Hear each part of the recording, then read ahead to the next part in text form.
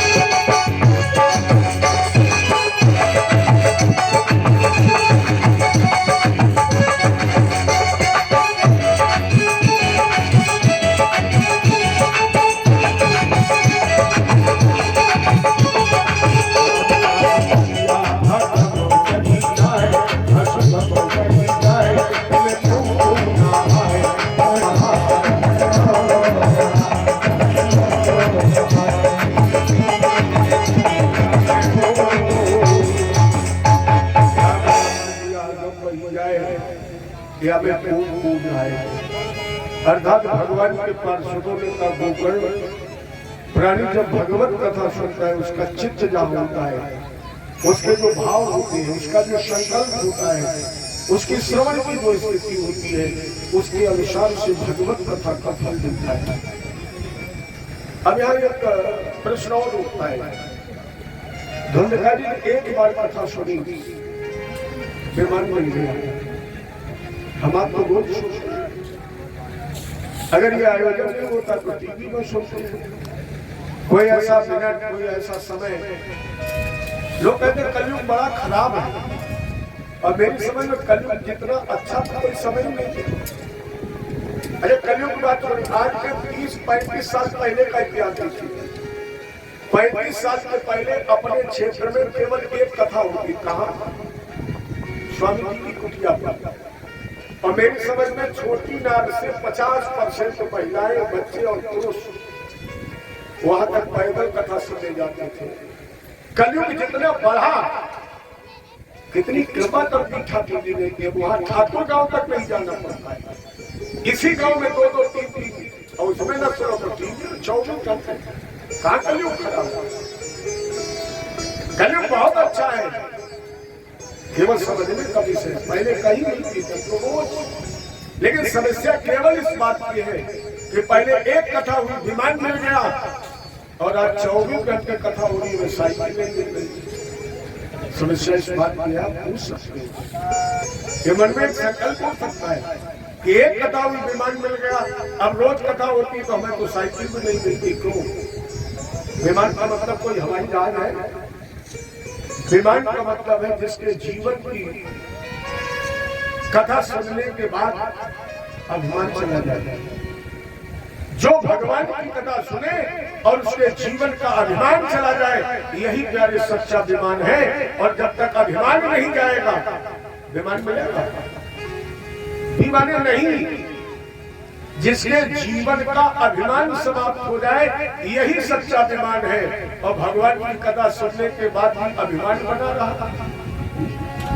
अच्छा, सरल एक सेंटेंस याद रखना, राम कहो आराम मिलेगा। आपको नहीं, हमें तो बहुत मिल रहा है, और जब हमें मिल रहा है तो हम आपको अपना अनुभव दे रहे हैं, तो घर की बात है, अपने घर की बात है, इसलिए हम अपने जीवन का तुम्हें अनुभव दे रहे हैं। क्या अनुभव है? राम कहो आराम मिलेगा, प्यारे खाने को पकवान मिलेगा। राम कहो आराम मिलेगा, खाने को पकवान मिलेगा। पूरे दिन भले ही न मिले, लेकिन निश्चित शाम मिलेगा। और केवल पूरी सब्जी नहीं, चाहोगे तो काजू और बादाम मिलेगा। इन्हें राम कहो आराम मिलेगा। और यहाँ से चलोगे तो जाने के लिए तुम्हें विमान मिलेगा। ये मेरा निजी अनुभव, प्यारे राम कहो आराम मिलेगा। नहीं तो मैं कोई इसी गाँव में पैदा हुआ हूँ, खेला भी हूँ, लड़ा भी हूँ, खाया है सब कुछ, लेकिन इतनी तखत पर ऊंचे पर क्यों? क्या है मेरे पास? कोई विशेष चीज है? जैसे कपड़े आपके हैं मेरे भी हैं, वही मैं खाता हूँ जो आप लोग खाते हैं। लेकिन इतने ऊंचे पर मुझे चाचा ने, बाबा ने, दादी ने क्यों बैठाला है? क्योंकि मेरे पास एक ही चीज है, राम का नाम। और जिसके पीछे राम का नाम जिसके पास है, अभी भी गांठ बांध लो, अभी भी गांठ बांध लो। राम कहो आराम मिलेगा, खाने को पकवान मिलेगा। पूछ लो प्रभु से, मिलता कि नहीं मिलता है?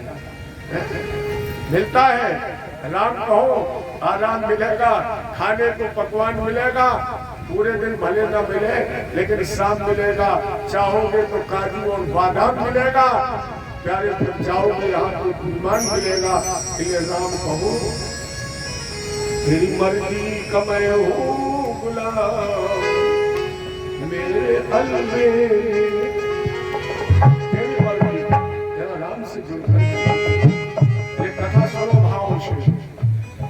धन्या भागवती वार्ता प्रेत पीड़ा विनाशन। धन्य वो श्रीमद् भागवत की अमर कथा जो प्रेत की पीड़ा का भी विनाश कर देती है।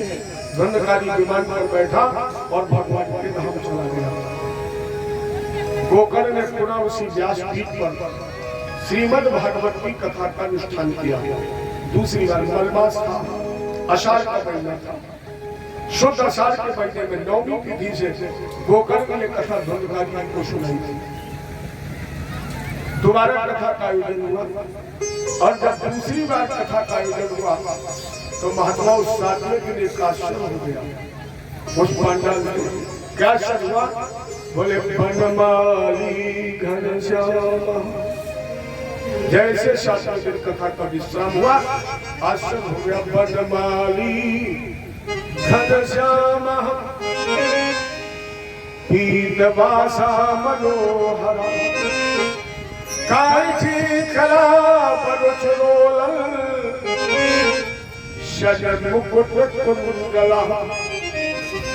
शास्त्र कथा का विश्राम हुआ तो बनमाली, जिनके गले में बनमाल पड़ी,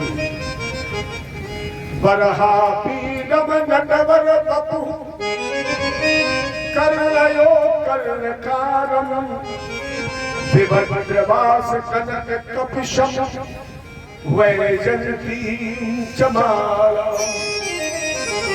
इसका सरल अर्थ क्या है? नवकंड लोचन कंड मुख कर कंड पद कंडारुण बनमाली भगवान। हमारा कितनी लंबी है? जब कन्हैया के गले में पड़ी हुई माला का दूसरा वाला सरा निचले वाला कहाँ छूटा? पैर की अंगूठी से।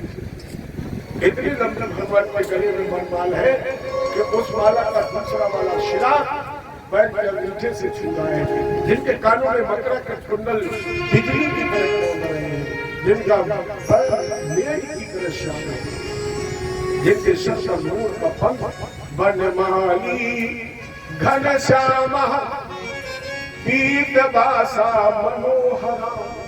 जिनके कंधे पर पीतांबर लगा है, होठ जिनके पटे में कुल्लू की तरह लाल है, जिनके नेत्र हिरण की तरह चपल है, ऐसे वासुदेव भगवान सातवें दिन दूसरे आयोजन में गोकर्ण और भक्तों के सामने प्रकट हो गए। जब भक्त भगवान की जय हो, गोकर्ण ने स्तवन किया। जितने भी श्रोता थे सबके लिए दीवाना था।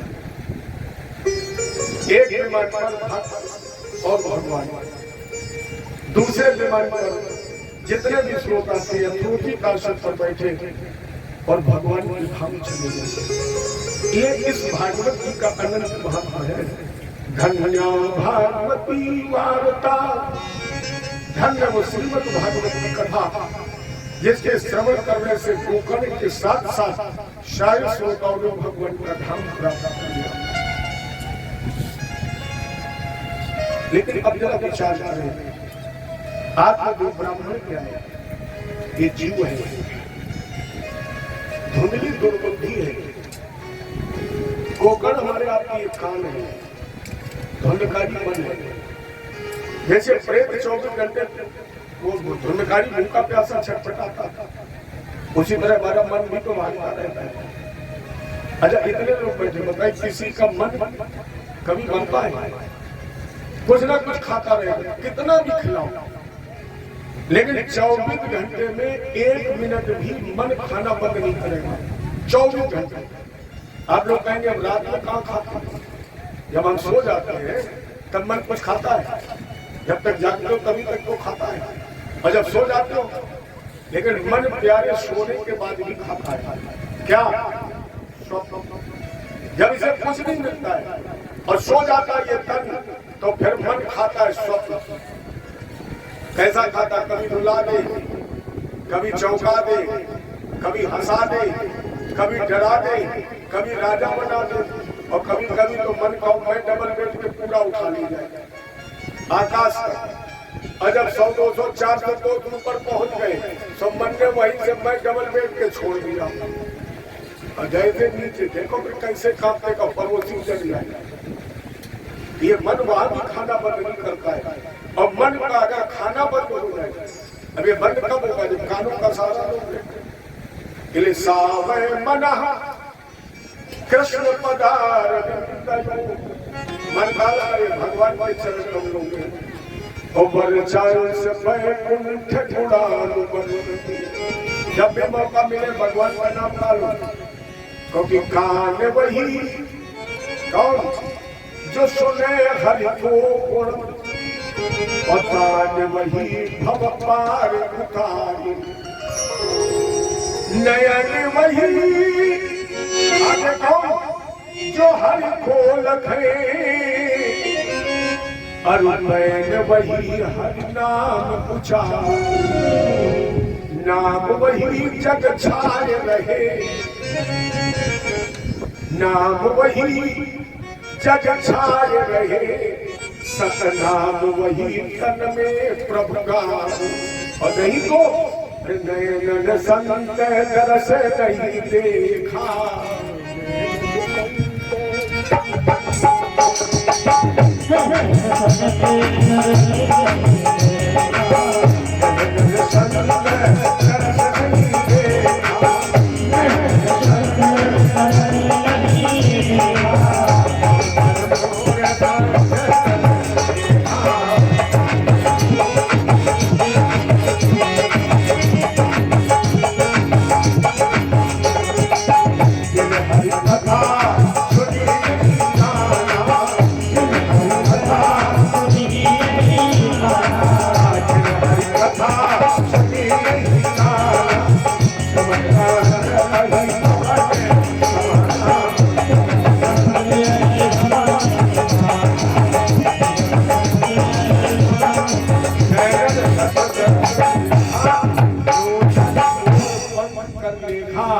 जिन हरि कथा सुनी नहीं काना, श्रवण रंग भवन समान।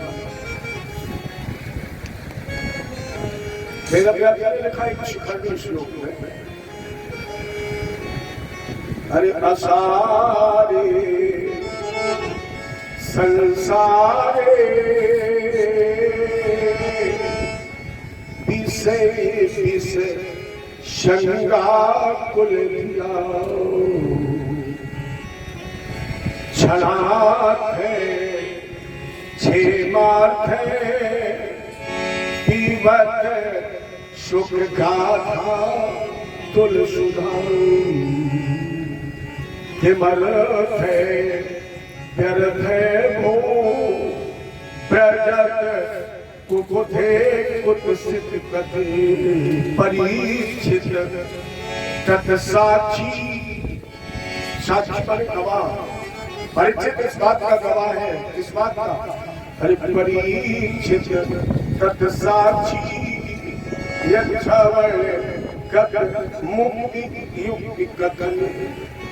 तो कह रहा है कि मैंने भगवान की कथा सुनी तो जन्म मृत्यु के बंधन से छूट गया, अगर आप सुनेंगे तो आप भी छूट जाएंगे। अरे भज लो रे हरि को प्यारो नाम, भजन पूरा करेंगे और किसी दिन। अरे भज लो रे हरि को प्यारो नाम, भरोसो नैया जीवन। भज लो रे हरि को प्यारो नाम, भरोसो नैया जीवन को।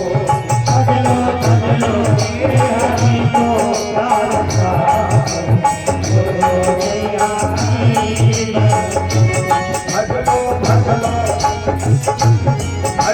भजलो रे हरि को प्यारो नाम, भरोसो नैया। भजलो रे हरि को प्यारो नाम,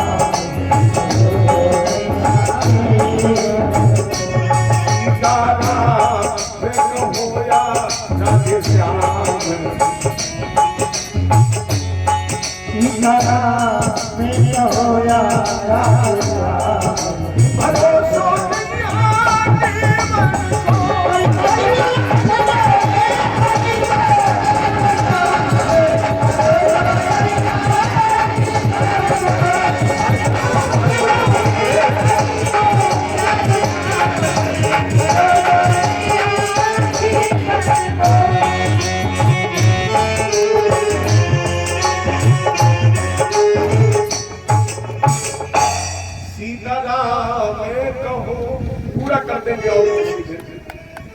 सीताराम कहो या राधे श्याम, भरोसो नैया है। देखो मिनट भरोसा, सीताराम कहो या राधे श्याम, भरोसो नैया जीवन को भजरो भजरो रे हरि को प्यारो नाम भरोसो नैया जीवन। सुखदेव जी ने कथा सुनाई, परीक्षित ने कहा महाराज जी हम इस बात के गवाह हैं, मैंने सुनी कर गया, मुक्ति मिल गई, जो भी सुनेगा मुक्ति मिलेगी निश्चित, कहीं कोई संदेह नहीं। जैसे कुछ लोग कहते हैं गंगा के नहाने से अगर लोग तर जाते मछली तर गई होती, मैंने उनसे पूछा क्या तुम्हारे पास कोई प्रमाण है कि गंगा में रहने वाली मछली नहीं तरती है? कोई है प्रमाण किसी के पास? लेकिन मेरे पास प्रमाण है कि जो गंगा नहाता है वो निश्चित जन्म मृत्यु के बंधन से छूट जाता, प्रमाण है। सभी लोग कहते हैं दर्श फर्श अरुवज्जन पाना, लेकिन कोई ये प्रमाणित कर सकता है कि वो कछुआ मछली नहीं तरती? किसी ने देखा है? मैंने देखा है गंगा नहाने वाला तरता है। सुखदेव जी ने कहा मैंने देखा है कि जो गंगा नहाता है वो तरता है, और केवल गंगा नहाने वाला नहीं करता है, जो गंगा स्नान करके आया हो आप उसका दर्शन करने वो भी करता है, वो भी करता है। और मैं भागवत की कथा तो उस गंगा से कहीं बड़ी गंगा है, वहां तक तो तुम्हें जाना पड़ेगा। ये गंगा तो स्वयं चलकर तुम्हें नहलाने आती है, और एक भी बात करके मैं तुम्हारे शरीर पर पहुंच गया। सुखदेव जी ने कहा मैं ऐसे नहीं कर रहा, मैंने देखा गंगा जी का प्रभाव। परीक्षित जी ने कहा गुरु जी प्रकट करिए। सुखदेव जी ने कहा सुनिए, अरे गंगा के किनारे एक रथी मरा था और नक से सिर तक शरीर बात को सड़ गई। सुखदेव जी ने कहा मैं गंगा जी के किनारे टहल रहा था, एक नीच व्यक्ति मृत पड़ा, पता नहीं कितना समय हो गया, ये पैर के नाखून से लेकर वो सब तक सड़ गया, दुर्गंधी आ रही, और इतनी दुर्गंधी आ रही कि कुत्ता सियार सब सू सू छोड़ गए, ऐसे महापापी को कर गए। इतनी दुर्गंधी आ रही थी कि कुत्ता सियार कौओं ने भी उसे नहीं खाया, दूर से निकलते। लेकिन नहाए के गंगा उड़ बैठो काज के अंग, मैंने देखा है कौए ने गंगा नहाई, उड़ा और उसी अधम व्यक्ति के सड़े हुए शरीर पर बैठा। गंगा नहा के आया था, पंखे फड़फड़ाई, चूंकि गंगा नहा के आया था इसलिए इसके पंखों में गंगा जी की बालू के कण फंसे थे, और जैसे इसने पंखे हिलाए तो बालू के कण निकले और इसी अधम के खुले हुए मुंह में गिर गए। अब महात्मा देखना गंगा जी नहाए के गंगे उड़ बैठो बाके अंग, अब पंख फटकारे कनगेरु मुख छल गए, स्वर्ग से विमान आए। ये है गंगा जी का महत्व। जैसे कुत्ते कौओं ने भी नहीं खाया, केवल सदम बीच के खुले हुए मुंह में बालू के कण गिर गए तो भगवान ने विमान भेज दिया। अब सराय जिस पर पंखा चल रही थी, स्वर्ग से विमान आयो और सुंदरी जवाबे पान, गंगा प्रताप से शरीर बात डर गए। ये गंगा जी का महत्व है। प्यारे गंगा जी का प्रभाव 400 कोस साधारण नहीं है। गंगा जी से आप 400 कोस दूर बैठे हुए, 400 कोस, और आप अपने सर पर जल डाले नहाने के लिए और 3 बार कह दे हर हर गंगे, तो जिस जल से आप नहा रहे हैं वो गंगा जल बन जाएगा, और उसी जल के स्नान से आपको गंगा जल के स्नान का लाभ मिल जाएगा। ये गंगा जी का दंड महत्व है। केवल आप दर्शन कर लो जो नहा के रहे हो, 400 दूर नहाने बैठे। इसीलिए अपने बुजुर्ग लोग याद होगा, जब हमारे बाबा और बुजुर्ग लोग जब नहाते थे कुआं पर, तो लोटा पानी भी डालते जाते तो कहते जाते हर हर गंगे, जय जय गंगे, क्योंकि आज के युग के लोगों को के बजाय पुराने लोगों को अधिक जानकारी थी। वो भले ही पढ़े लिखे ना हो, स्कूल का मुंह न देखा हो, लेकिन इस आधुनिक युग से बुजुर्गों को कहीं ज्यादा सभ्यता का ज्ञान था। तो जब नहाने बैठते थे, मैंने सुना है स्वयं लोग कहते थे हर हर गंगे, जय जय गंगे, क्योंकि आप 3 बार बोल देंगे तो आपको गंगा नहाने का फल मिल जाएगा। इस प्रमाणिकता का मतलब में हम केवल एक बात कहना चाहते हैं, जो कुछ करना नहीं चाहते वही कहते हैं कि गंगा में रहने वाली मछली क्या तरती है? क्या भगवान की कथा सुनने वाला तरता है? अरे मुकदमा तो साक्ष्य के द्वारा जीता जाता है। जो गवाह कहता है जज वही जज में करता है, और मेरी भागवत जी में गवाह है जो हाथ उठा करके कह रहा है परीक्षित तत्साक्षी। मैं साक्ष्य दे रहा हूँ, परीक्षित कह रहा है मैं साक्ष्य दे रहा हूँ ये अच्छा गद मुक्ति युक्ति कथनी। मैं कह रहा हूँ मैंने कथा सुनी तो जन्म मृत्यु के बंधन से छूट गया। यानी तुम सुनोगे तो निश्चित तुम भी छूट जाओगे, इसमें कोई संदेह नहीं। लेकिन एक शब्द लगाए, जब सुनोगे तब, जब सुनोगे तब। शंकर जी ने कहा देवी पार्वती अगर गंगा नहा लोगे तो निश्चित तरोगे। माता जी ने कहा तो दुनिया तर जाती होगी। माता जी ने कहा दुनिया तर जाती होगी। शंकर जी ने कहा सुन लेती होगी तो तर जाती होगी। माता जी ने कहा तो क्या नहाने में भी संदेह है? शंकर जी ने कहा हम तो नहीं कहते, लेकिन चलो तुम्हें दिखाते कितने नहाने वाले हैं। तो इलाहाबाद का कुंभ लगा, विश्व का सबसे बड़ा मेला। शंकर जी बन गए कोढ़ी, और सड़क के किनारे एक गड्ढा था, उसी में पड़ी रख मवाद बढ़ रही, मक्खियां भी बना रही, और मैया पार्वती की सुंदर स्वरूप बनाई, 16 श्रृंगार किए, और पंखा से मक्खियां धुल रही। जैसे वो सुबह शुरू हुआ महास्नान, लोगों ने देखा एक कोढ़ी पड़ा गड्ढे में और सुंदर नई उठी पंखा जल रही। एक आया, देवी क्यों खड़ी हुई? ये कौन है तुम्हारे? माता जी ने कहा ये हमारे पति है, इन्हें कौन हो गया है? भैया गंगा नहाने जा रहे? बोले हाँ। उधर से लौट के आना, एक लोटा जल देते आना। क्यों? मेरे पति पर अगर तुम एक लोटा जल डाल दोगे मेरे पति का कोढ़ दूर हो जाएगा। उधर का सुनो, हटाओ इस कोढ़ी को, कहाँ चक्कर में पड़ी हो? 100 बीघा के काश्तकार तो हम हैं, चलो। माता जी ने कहा भाग जा। और जब वो चला गया, शंकर जी बोले गंगा नहाने आए, यहाँ भी पाप का दरिया बहाने आए। पूरे दिन में एक भी ऐसा गंगा नहाने वाला नहीं मिला जो एक लोटा जल लाने वाला हो। पूरा दिन बीत गया, अच्छे अच्छे संत महंत मंडलेश्वर महामंडलेश्वर निकल गए, एक लोटा जल लाने वाला कोई नहीं था। सूर्य अस्त होने जा रहा था।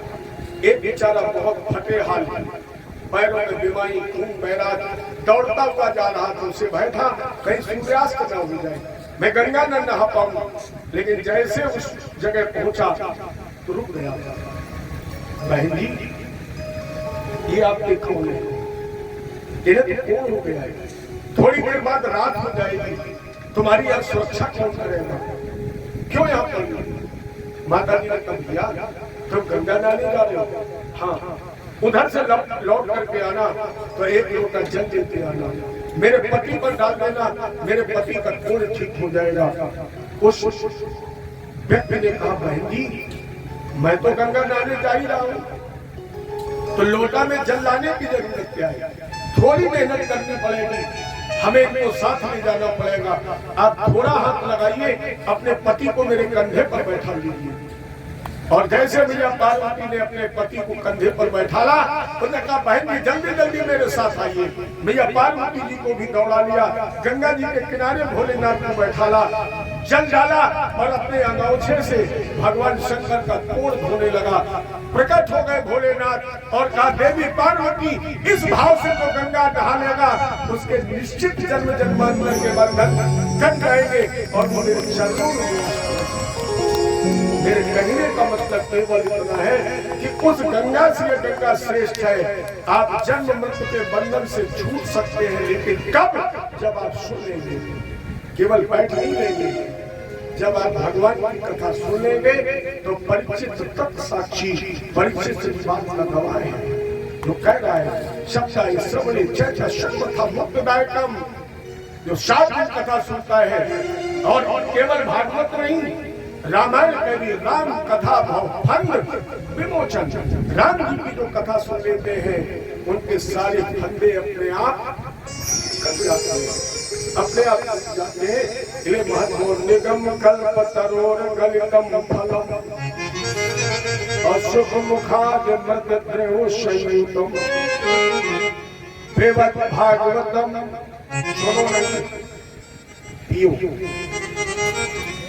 रसमालयम, ये रस का भरा हुआ घड़ा है, इनमें ज्यादा से ज्यादा वेद रूपी कल्प निगम कल्प करोड़, निगम करते वेद रूपी कल्प वृक्ष डालकर एक पक्षी बैठा है जिसका नाम है शुक, माने तोता। अरे तोते का स्वभाव गुण होता है, जिस वृक्ष को काट लेता है वो उस वृक्ष का सबसे मीठा फल होता है। वेद रूपी कल्प वृक्ष की डाल पर बैठ करके हमारे शिवजोर जी महाराज ने जिस फल को काट लिया उस फल का नाम इदम भागवतम, ये भागवत नाम का फल है, ये सबसे मीठा है।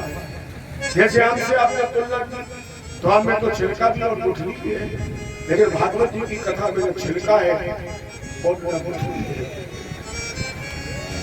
इस कथा को ज्यादा से ज्यादा सुने,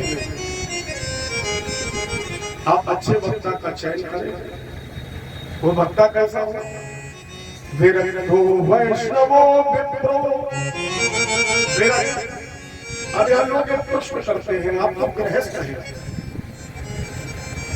लेकिन अगर आप सुदामा चरित्र का श्लोक उठाएंगे तो सुदामा भी गृहस्थ है, लेकिन इससे लिखा गया विरक्त इंद्रियार्थेषु, माने गृहस्थ भी विरक्त है।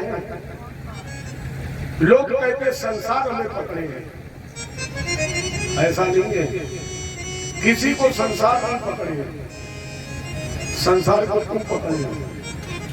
लोग कहते नशा हमें पकड़े हैं, नशा तुम्हें नहीं पकड़े हैं, तुम नशा को पकड़े हो। लोग रोटी छोड़ देंगे, लोग भोजन छोड़ देंगे, लोग चाय छोड़ देंगे, लोग शरीर छोड़ देंगे, लेकिन नशा नहीं छोड़ेंगे। अच्छा ईमानदारी में बताओ, बीड़ी तुम्हें पकड़े कि तुम बीड़ी को पकड़े? बीड़ी तुम्हें पकड़े? अगर तुम्हें पकड़े तो उंगली कभी ऐसे कर देना, अगर वो बनी रहेगी तो हम समझ लेंगे कितनी मजबूत पकड़। कौनो कौनो तो ऐसे दबाने पूरे मीठा समझे, ये तुम्हें कोई नहीं पकड़े। संसार को तुम्हें कोई नहीं चाहता है, केवल तुम जबरदस्ती संसार को चाह रहे हो। जबरदस्ती तुम इनसे जुड़े हुए हो, तुम्हें नहीं जोड़े, कोई तुम्हें नहीं पकड़े, तुम स्वयं इसको पकड़े हो। इसलिए अगर आप गृहस्थ जीवन में हैं तो भी आप विरक्त हो सकते हैं, तब भी आप विरक्त हो सकते हैं। क्योंकि सुदामा जी को लिखा गया कृष्णा स्यासी सखा कश्चित् ब्राह्मणो ब्रह्मविद्तमा विरक्त इंद्रियार्थेषु प्रशांतात्मा जितेन्द्रिया। सुदामा गृहस्थ होते हुए भी विरक्त है, तो फिर ऐसे ही ब्राह्मण हो। अरे लोग कहते नशा पकड़े हैं, अगर पकड़े हैं तो हमारा तो अनुभव कह रहा है हमें तो नहीं पकड़े हैं। 1-2 साल नहीं, हमने भी किया है। लोग कहते मसाला छूटता नहीं, हमने तो 18 साल खाया और फिर छोड़ दिया। आज तक मुझे उसका अब तो स्वाद नहीं मालूम। आप छोड़, अच्छा शरीर छूट जाएगा तब रुक पाऊंगा। इसको तुमने जाने कितना साबुन तेल कितना दे दिया इसको, जब ये छूट जाएगा तो 2 रुपए वाली चूना वाली नहीं छूटती। कैसे मानो तुम? कैसे तुम्हारे हाथ अंदर कमजोर है? अच्छा बताइए, भगवान शंकर और सती जितना प्रेम हुआ किसी में गृहस्थ जीवन में शिव और सती जितना प्रेम हुआ नहीं हुआ। इतना प्रेम तो शिव पार्वती जी में भी नहीं हुआ जितना शिव और सती में हुआ। लेकिन ढंग है बोलेगा, जब आत्मबल मजबूत हुआ तो शंकर जी ने कहा यही तन सती भेंट अब यह संकल्प कीन मन माही, और यही तन सती भेंट अब। इतना बड़ा संकल्प ने संकल्प ले लिया, अब हम आप एक संकल्प नहीं ले सकते। विरक्तो वैष्णवो विप्रो, ब्राह्मण वैष्णव। देखो ब्राह्मण और विप्र में अंतर है। ब्राह्मण तो जन्म से भी हो सकता है, जिसके माता पिता ब्राह्मण है उससे जन्म लेने वाली संतान ब्राह्मण है, लेकिन ब्राह्मण बनता है द्विज कब? जब उसका होता है यज्ञोपवीत संस्कार, उसका वहां से दूसरा जन्म होता है। और द्विज संस्कार के बाद जब वो वेदाध्ययन कर लेता है तब वो कहलाता है दिव्य। वेदों में जब पारंगत हो जाएगा तब वो विप्र माने ब्राह्मण की 3 श्रेणियां हो जाती हैं। जन्म से ब्राह्मण, फिर जनेऊ संस्कार हुआ तो दूसरा जन्म, वो फिर ब्राह्मण नहीं रहा, वो कहलाता द्विज। और द्विज के बाद जब वो वैदिक परंपरा में महारत हासिल हो जाती है तब वो कहलाता है विप्र। ये सुदामा को लिखा गया विप्र, या उन विप्रों के लिए रामायण में लिखा गया है विप्रवंश की, ब्राह्मण के लिए नहीं लिखा गया। क्या लिखा गया? विप्रवंश की अस प्रभुताई, विप्रवंश की अस प्रभुताई, और अभय होई ज्योति नहीं। दूसरी चौपाई लिखे गए पूज्य विप्र सकल मुहीना। विप्र पूजनीय है, वो कैसा भी हो, लेकिन अब विप्र कैसा हो ही नहीं सकता। ये कहा गया वो कैसा भी हो, लेकिन विप्र कभी पथ वंचक हो ही नहीं सकता है, कभी पथभ्रष्ट हो ही नहीं सकता है। या वंश की रहे तो विशेष है, वंश की रहे तो अनिहित है। जिसका यज्ञोपवीत संस्कार हो जाए और द्विज अवस्था में प्रवेश कर जाए, अगर उसका अनिष्ट कर दिया जाए तो निश्चित उस अनिष्ट करने वाले का वंश नहीं चलेगा। तो वैष्णवो विप्रो, अब तो भागवत की कथा केवल गाना बजाना हो गया है। जितना बढ़िया गा लो, जितना बढ़िया बजा लो, जितना बढ़िया नाच लो, जितना बढ़िया नचा लो, बस हो गई भागवत। अच्छा, एक भागवत और होने लगी। महाराज जी, हमने पंडित जी को बुलाया, 50 लाख लगे, 50 लाख हमने दिए, बस इसी में झंडा तुमने जीत लिया। 50 लाख मैंने वो कथा तुमने केवल कराई नाम के लिए, यश के लिए, कि लोग जाने कि हमने छोटी नार में रहकर 50 लाख दे दिए। कथा यश के लिए मत कराइए, नाम के लिए मत कराइए। बाबा गोस्वामी ने लिखा, स्वांता सुखाए तुलसी रघुनाथ गाथा। भगवान की कथा सुनिए, भगवान की कथा कराइए, निज सुख के लिए। स्वांता सुखाए, अपने लिए कराइए, और अपने लिए कराने के बाद जो लोग उससे जुड़ जाए, ये अच्छी बात है। ज्यादा से ज्यादा लोग उससे जुड़े, लेकिन इसमें मत करें, क्योंकि भागवत रिश्तों को तोड़ती है, ये रिश्ते जोड़ती नहीं है। और जहाँ टंटन होती है वह कष्ट होता है, वह दुख होता है। इतने कुशल वक्ता के द्वारा आप इस आयोजन को कराएं, दृष्टांत को सुनो, भी वो जो दृष्टांत में कुशल हो, अजब या सामंजस्यता होनी चाहिए। ऐसा ना हो कि वक्ता बहुत उदार हो और श्रोता बहुत कंजूस हो। ये श्रोता वक्ता बिल्कुल एक जैसे हो, और जब एक जैसे होंगे तो निश्चित उस कथा का लाभ प्राप्त होगा। दोनों एक जैसे, अगर वक्ता संतोषी हो तो श्रोता का उदार होना चाहिए, और जब इस भाव से कथा सुनोगे तो निश्चित फलीभूत होगी। शौनक जी ने तो महाराज जी बहुत सुंदर चर्चा आपने की है, बहुत अच्छा मुझे ज्ञान दिया है। लेकिन हमारी बड़ी विषम परिस्थिति हो गई। कैसी? बोले जैसे कोई जेठ की तपती हुई दोपहर का पथिक बहुत प्यासा हो, आपके दरवाजे आ जाए और वो आपसे पानी मांगे, जल, और आप उस पथिक को जल दे, लेकिन वो जल बहुत ठंडा हो, बहुत शीतल हो और आधा गिलास हो। अरे जब कोई पथिक बहुत प्यासा आधा गिलास बहुत ठंडा जल पिएगा तो उसकी प्यास बुझेगी कि बढ़ेगी? उसकी प्यास बुझ जाएगी, बढ़ जाएगी। उसी प्रकार सत्संग और ज्ञान, जितना वो सत्संग और ज्ञान अर्जन करेगा उसकी कभी प्यास बुझेगी ही नहीं। जो रामायण पढ़ता है उसे तब तक चैन नहीं मिलेगी जब तक वो पढ़ नहीं लेगा। उसी प्रकार महाराज की मेरी स्थिति है, ये अब हमारी 6 जिज्ञासाएं हैं, लेकिन उन जिज्ञासाओं के पहले वेदव्यास जी ने भगवान का मंगलाचरण किया और मंगलाचरण बोल का सत्यम परम धीमहि हम सत्य को प्राप्त करते हैं। भागवत जी को इसीलिए महापुराण की और उपाधि मिली जन्मांधस्य। ये ब्रह्म सूत्र है, ये जो श्लोक है ये ब्रह्म सूत्र है। और ब्रह्म सूत्र का मतलब है बहुत बड़ी बात को सूक्ष्म रूप में कह देना। जन्मांधस्य माने जन्म से लेकर न होने वाले कभी अंत तक, जो कण कण में है, जो रोम रोम में है, जो निराकार है। स्थिति कैसी है? जैसे सूर्य का प्रकाश, सूर्य की किरणें जब पड़ती है मरुस्थल में, जहाँ केवल रेत ही रेत, तो उस रेत में भी जल का आभास होता है। उसी तरह कण कण को समाया। कैसे? जैसे हर लकड़ी में आग है, कोई ऐसी लकड़ी नहीं जिसमें आग ना हो, लेकिन जब तक आप लकड़ी को लकड़ी से रगड़ेंगे नहीं, आग प्रकट हो जाएगी। कैसे विद्यमान है? बोले जैसे हर पत्थर में आग है, कोई ऐसा पत्थर नहीं जिसमें आग ना हो, लेकिन जब तक पत्थर को पत्थर से आप लड़ाएंगे नहीं। कैसे वो विद्यमान है?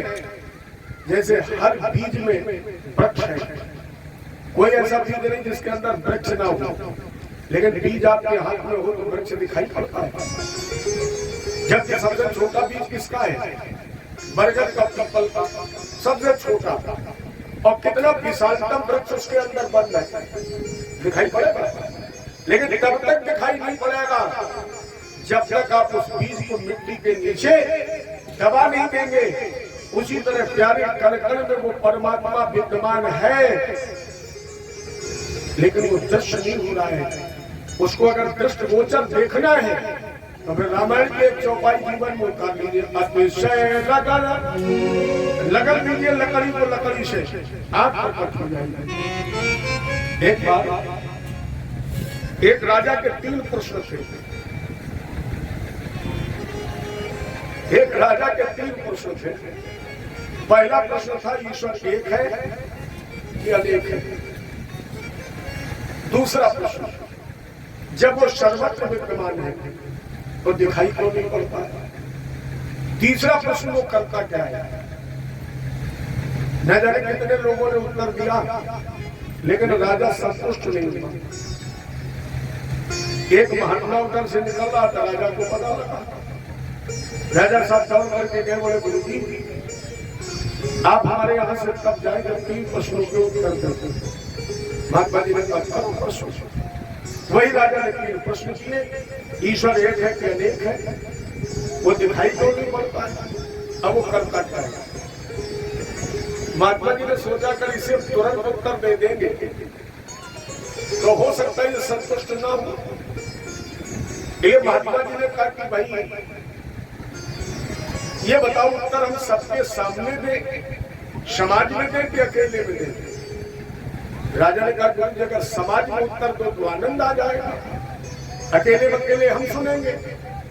महात्मा जी ने कहा तो तुम पूरी जनता कितने दिन में इकट्ठी कर लोगे, कितने दिन में व्यवस्था कर लोगे? राजा ने कहा 1 महीने में। महात्मा जी ने कहा तो 1 महीने हमें निवास दे दो और तुम अपनी व्यवस्था कर लो। राजा ने महात्मा को 1 महीने के लिए कुटिया पर टिका दिया और उनके नाश्ता पानी भोजन की व्यवस्था कर दी। राजा इधर तैयारी करने लगा। महात्मा जी रोज टहलने निकलते थे तो एक किसान से मित्रता हो गई, बहुत अच्छी मित्रता हो गई। जब 30 दिन बीत गए, राजा का आदेश आ गया, महाराज जी कल आपको उत्तर देना है। महात्मा जी किसान के पास पहुंचे, भैया एक मदद करो। किसान ने कहा बोलो।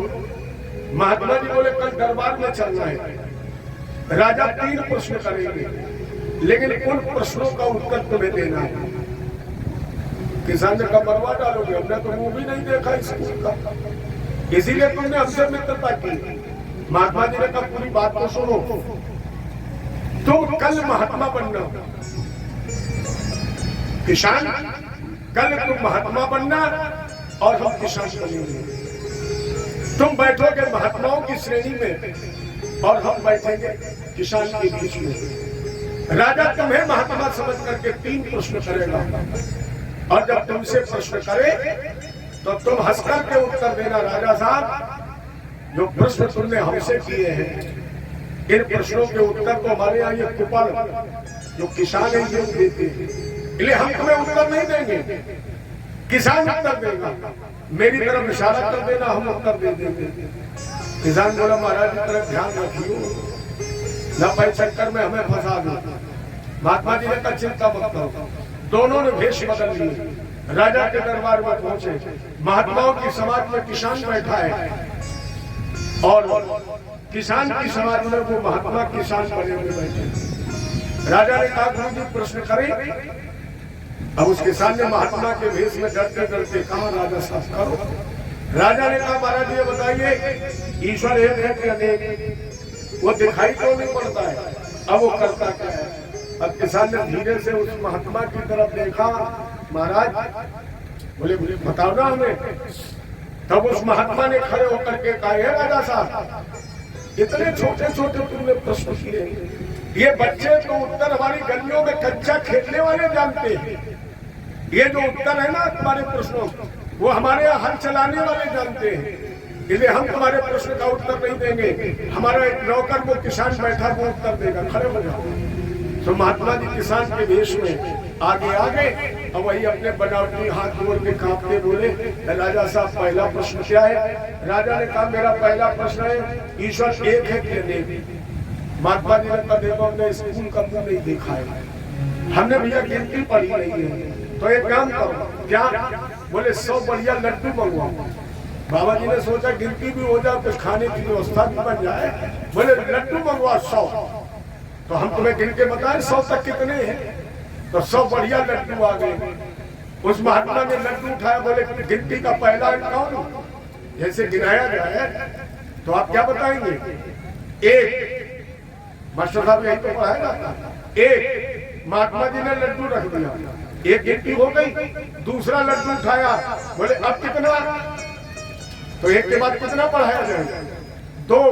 और जैसे राजा ने कहा 2, महात्मा जी ने कहा गलत, क्योंकि लड्डू मेरे हाथ में एक ही है।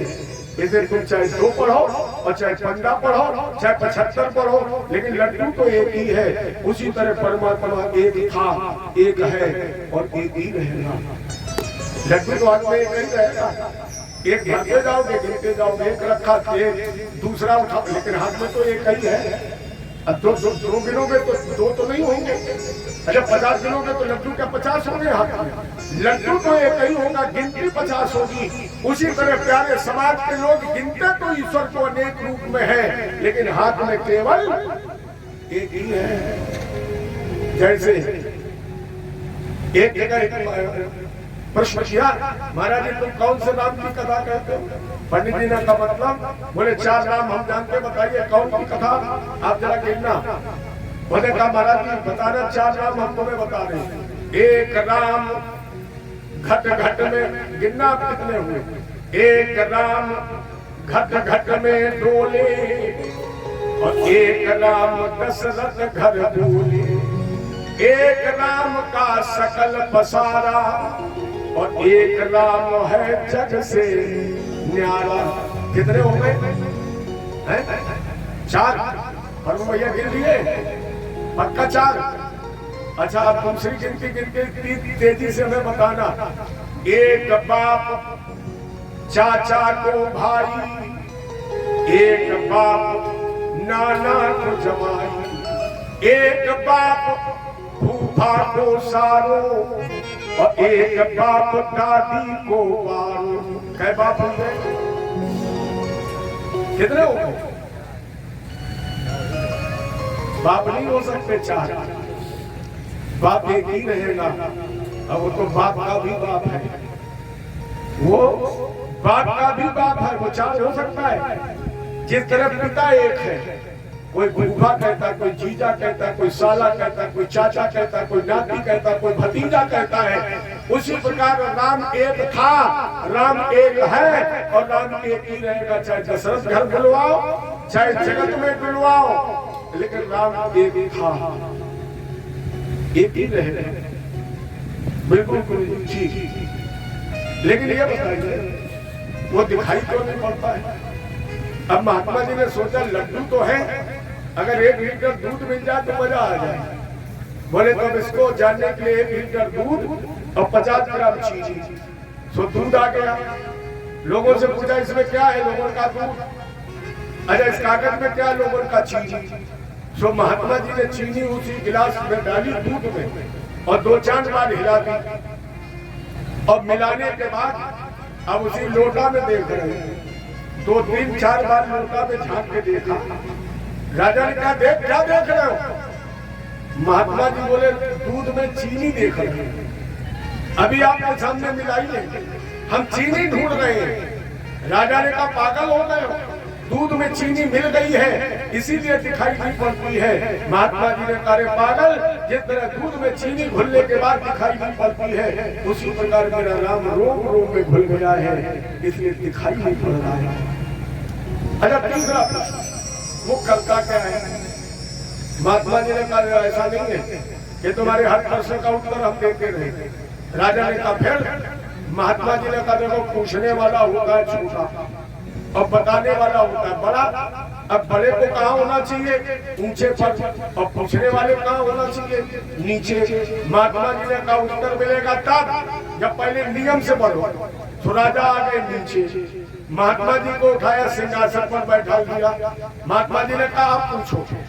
राजा ने हाथ जोड़ करके कहा महाराज जी ये बताइए ईश्वर करता क्या है?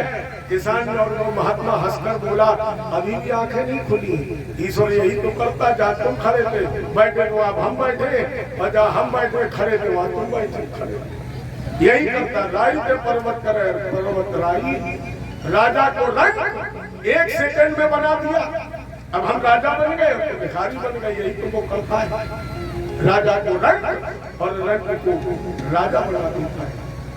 इसी तरह परमात्मा कर कर में है। सत्यम परम धीमहि, हम उस सत्य को प्रणाम करते हैं। श्रीमद् भागवत में किसी विशेष ईश्वर की आराधना नहीं है, केवल सत्य को प्रणाम किया गया है। क्योंकि सत्य से बड़ा कोई ईश्वर नहीं है। सबसे बड़ा ईश्वर सत्य ही है। कभी भी नहीं, आपको कल एक दुआ सुनाया क्या? सांच बराबर सब नहीं, झूठ बराबर पाप, और जाके हृदय साच है काटे हृदय आप। चाणक्य जी ने लिखा सत्य भारते पृथ्वी, सत्य तपते रवि, और सत्येन वायुष्य सर्वे सत्यम प्रतिष्ठितम्। कौन सत्य? बोले जिससे हवा चलती है वो सत्य, जिससे सूर्य प्रकाश देता है वो सत्य, जिसकी धुरी पर पृथ्वी टिकी है। सर्वे सत्यम प्रतिष्ठितम्। जहाँ तक दृष्टि पहुंच रही, जो भी दृष्टि गोचर हो रहा है वो सब सत्य की धुरी पर टिका हुआ है। ये सत्य व्रतम सत्य परम सत्यम, सत्यस्य योनिनिहितम च सत्ये, सत्यस्य सत्यम मृत सत्य नेत्रम, सत्यात्मकम काम शरणम प्रपन्नम्। अरे धर्म न दूसर सत्य समाना,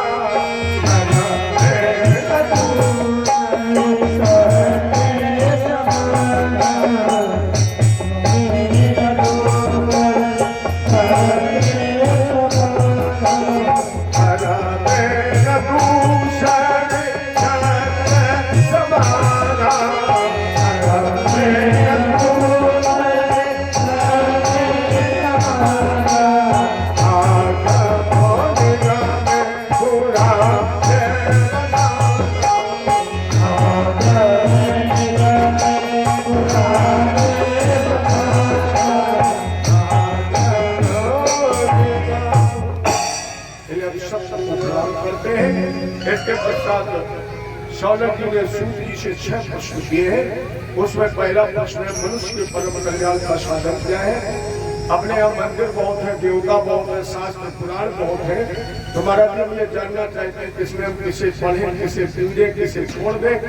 मेरा तीसरा प्रश्न हुआ जन्मा है तो उसका जन्म कैसे हुआ, और अजन्मा का अगर जन्म हुआ तो महाराज जी कितने स्वरूपों में हुआ।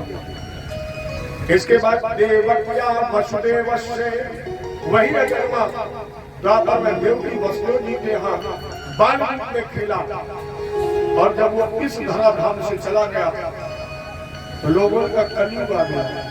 और अगर कलयुग आ गया तो कलयुग धर्म न ज्ञान विवेक, तो कलयुग में न तो धर्म है ज्ञान न विवेक है। तो माना चाहते महाराज जी बताइए धर्म कहाँ गया, फिर धर्म की सुरक्षा कैसे हुई, धर्म की गति क्या हुई।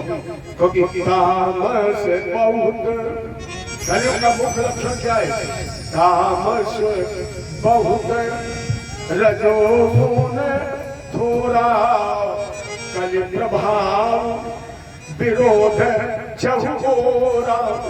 कलयुग में न धर्म न ज्ञान न विवेक, केवल सतुगुण तो कहीं है, रजोगुण कहीं कहीं मानसिक रूप में। अब तो केवल तमोगुण की अधिकता है। 10 साल का बच्चा को 40 साल वाले से कहते निकलो गांव की बाहर, अब तुम्हें निकल पाएंगे। देख लीजिए ये जो तामसी प्रवृत्ति मारा गई, उस समय धर्म कहाँ गया, धर्म की रक्षा कैसे हुई। महाराज मेरे इन 6 प्रश्नों का उत्तर आप दीजिए। सूत जी ने कहा सौनक महत्व बहुत सुंदर तुम्हारी प्रश्न है, लेकिन इन प्रश्नों के उत्तर आपको आज की कथा में नहीं, घर बोले कल की कथा में मिलेंगे। ये 6 मूलभूत प्रश्न है भागवत के, जिन पर ये पूरी भागवत लिखी हुई है। इन 6 प्रश्नों के उत्तर आप लोग आज नहीं कल की कथा में सुनेंगे। और कल प्रसंग ध्रुव चरित्र पर राजा परीक्षित को श्राप, गंगा जी के किनारे पदार्थ पर तत्रा भगवान व्यास पुत्रो, वहां पर व्यास पुत्र सुखदेव जी का आगमन, इनके संदेह का निवारण, देहू की कपलोपाख्यान, अनसुईया चरित्र शिव पार्वती। और कल एक बड़ी अच्छी उपलब्धि होगी, कल से सोमवार है, सोमवार है तो कल शंकर जी का विवाह भी होगा। शिव पार्वती के बाद साथ विवाह, और विवाह के बाद भक्त ध्रुव की कथा सुनेंगे ध्रुव चरित्र पर। आइए 2 बार नाम इस कामना के साथ कि आप कल से समय से आइए। जब ये इंतजार मत करिए जब आरती प्रसाद का समय हो जाए तब चल, ज्यादा से ज्यादा आइए। 2 दिन गए, 5 दिन बचे, हमारी तो धीरे धीरे कट जाएगी, लेकिन आप लोग मत कटवाइए। ज्यादा से ज्यादा संख्या में आ जाइए। आ जाओ, बहुत लेट आओ तो 1:45 बजे तक तो आ ही जाइए। 2-4 घंटे तो भगवान की कथा सुनिए। अब आइए बड़े प्रेम से भजन, इसके बाद आरती और प्रसाद। तेरी बिगड़ी बना देगी, तेरी बिगड़ी बना देगी, चरण रज राधा प्यारी, तेरी बिगड़ी बना देगी, चरण राधा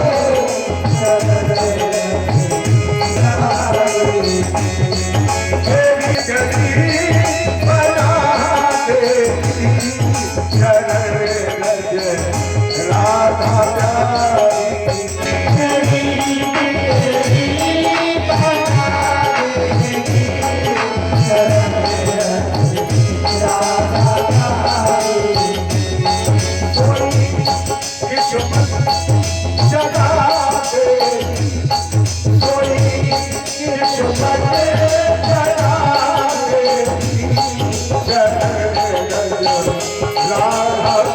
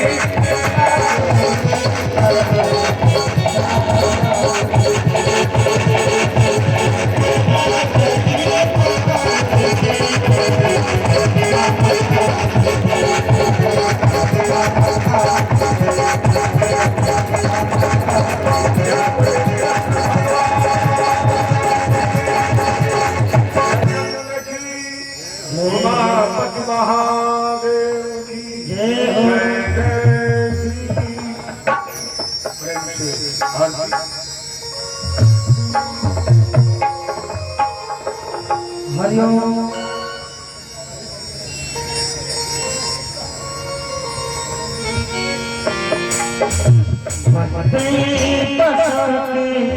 मेरी मोरगी